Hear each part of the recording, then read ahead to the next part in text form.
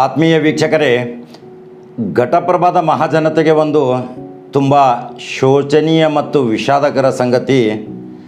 ಘಟಪ್ರಭಾದ ಕೃಷಿ ಇಲಾಖೆಯಲ್ಲಿ ನಿವೃತ್ತರಾದಂಥ ಸಂಗನ್ ಬಸಪ್ಪ ಲೋನಿ ಇವರ ಧರ್ಮಪತ್ನಿ ದ್ರಾಕ್ಷಾಯಣಿ ಸಂಗನ್ ಬಸಪ್ಪ ಲೋನಿ ತಮ್ಮ 76ನೇ ವಯಸ್ಸಿನಲ್ಲಿ ಲಿಂಗೈಕ್ಯರಾಗಿದ್ದು ತುಂಬ ವಿಷಾದಕರ ಸಂಗತಿ ವೀಕ್ಷಕರೇ.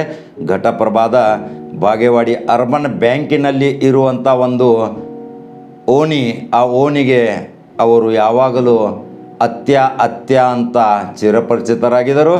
ಯಾವಾಗಲೂ ಯಾವುದೇ ಜಾತಿ ಭೇದವಿಲ್ಲದೆ ಎಲ್ಲರ ಜೊತೆ ಒಳ್ಳೆಯ ಸಂಸ್ಕಾರದ ಮಾರ್ಗದರ್ಶನಗಳನ್ನು ನೀಡ್ತಿದ್ದರು. ಎಲ್ಲರನ್ನು ಕರೆಸಿ ಮಾತನಾಡುವಂಥ ಮಹಾ ಮಹಿಳೆ ಇವತ್ತು ನಮ್ಮ ಕಣ್ಮುಂದೆ ಇಲ್ಲ ವೀಕ್ಷಕರೇ. ಇದು ತುಂಬ ವಿಷಾದಕರ ಸಂಗತಿ. ನೋಡಿ, ಹುಟ್ಟು ಯಾಕೆ ಎಂಬುದು ಒಂದು ಪ್ರಶ್ನೆ, ಇದಕ್ಕೆ ಉತ್ತರವಿಲ್ಲ. ಸಾವು ಎಂಬುದು ಒಂದು ಉತ್ತರ, ಇದನ್ನು ಪ್ರಶ್ನಿಸುವಂತಿಲ್ಲ. ಇವೆಲ್ಲ ವಿಷಾದಕರ ಸಂಗತಿ ಇವತ್ತು ಘಟಪ್ರಭಾದಲ್ಲಿ ನಡೆದಿದೆ ವೀಕ್ಷಕರೇ. ಎಲ್ಲರ ಜೊತೆ ಸಹಾನುಭೂತಿಯಿಂದ ಕರೆದು ಮಾತನಾಡಿಸುವ ಇವತ್ತು ಅತ್ಯ ನಮ್ಮ ಮುಂದೆ ಇಲ್ಲ. ಯಾಕಂದರೆ ಘಟಪ್ರಭಾದ ಒಂದು ಲಿಂಗಾಯತ ಸಮಾಜದ ಪ್ರಮುಖರಾಗಿ ಎಲ್ಲರ ಜೊತೆ ಬೆರೆತು ಇವತ್ತು ಅವರು ಲಿಂಗೈಕ್ಯರಾಗಿದ್ದಾರೆ, ಕೈಲಾಸವಾಸಿಗಳಾಗಿದ್ದಾರೆ.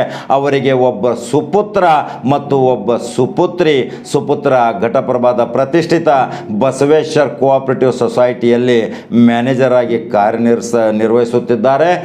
ಇದು ಎಲ್ಲ ಇವತ್ತು ಅವ್ರನ್ನೆಲ್ಲರನ್ನು ಬಿಟ್ಟು ಇದು ಅಪಾರ ಕುಟುಂಬ ಒಂದು ಎಲ್ಲರ ಜೊತೆ ಎಲ್ಲ ಜಾತಿ ಧರ್ಮದವರ ಜೊತೆ ಕೂಡಿಕೊಂಡು ನಗನಗತ ಬಾಳುವಂಥ ಕುಟುಂಬದ ಹಿರಿಯ ಮಹಿಳೆ ದ್ರಾಕ್ಷಾಯಿಣಿ ಅತ್ಯ ಇವತ್ತು ನಮ್ಮ ಮುಂದಿಲ್ಲ.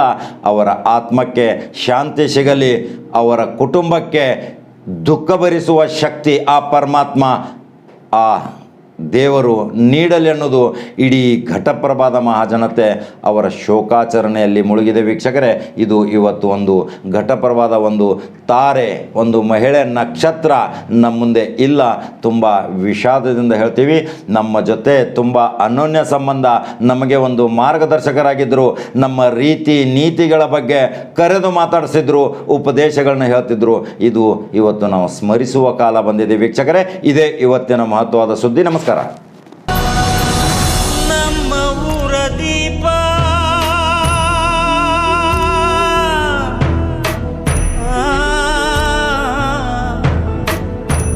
ಆರಿ ಹೋಯಿತಲ್ಲೋ,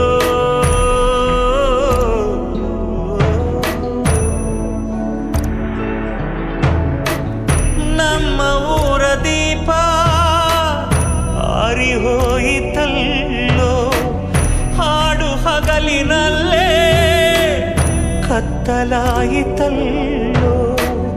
ಬಂದಳದ ಸೂರ್ಯ ಬಂದನೇನೋ ಮರಳಿ, ಚಿಕ್ಕಯ್ಯ ಜಮಾನ ನಿಂತನೇನೋ ಅರಳಿ, ಎದೆಯೊಡೆದುಕೊಂಡು ಅತ್ತರೇನಿದೆ, ಬೇರು ಸತ್ತು ಮರವಳಿ ಎಲ್ಲಿ ಚಿಗುರಲೇ, ಕಾವೇರಿ ಸಿಮ್ಯಾಗ ಕನ್ನಡ ಮಣ್ಣಿನ ಮಡಿಲಾಗ, ಕಾವೇರಿ ಸಿಮ್ಯಾಗ ಕನ್ನಡ ಮಣ್ಣಿನ ಮಡಿಲಾಗ, ಬಂದಾನೋ ತೇರ್ನಂಗ ತಂದೆಗೆ ತಕ್ಕ ಮಗ, ಎದ್ದು ನಿಲ್ಲಗಿರಿಯ